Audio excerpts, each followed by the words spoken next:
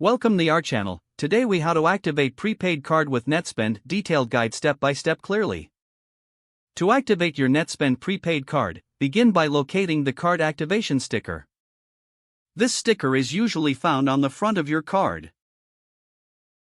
Carefully peel off the sticker to reveal the activation number. Next, visit the official Netspend website.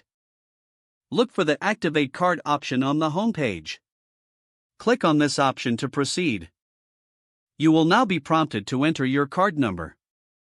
Type in the 16-digit card number found on the front of your card. Next, enter the 3-digit security code located on the back of the card. After entering the security code, you may also need to provide your personal information. This includes your name, address, and social security number. Once all your information is filled out, review it for accuracy. When you're ready, click the Submit button to continue. After submission, you should see a confirmation message. This message indicates that your card has been successfully activated.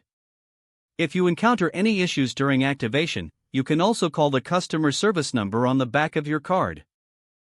Follow the prompts given by the representative to activate your card over the phone. Your card should now be ready for use. If the page does not load, refresh the browser or try again in a private or incognito window.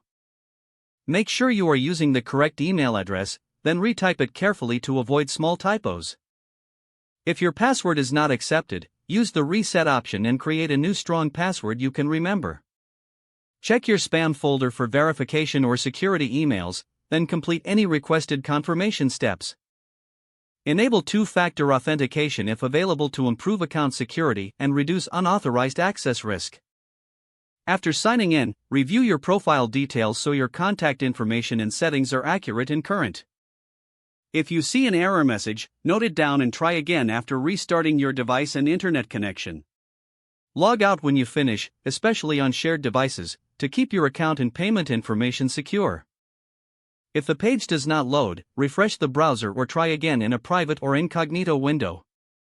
Make sure you are using the correct email address, then retype it carefully to avoid small typos. Don't forget to like this video and subscribe to our channel for more step-by-step tech guides.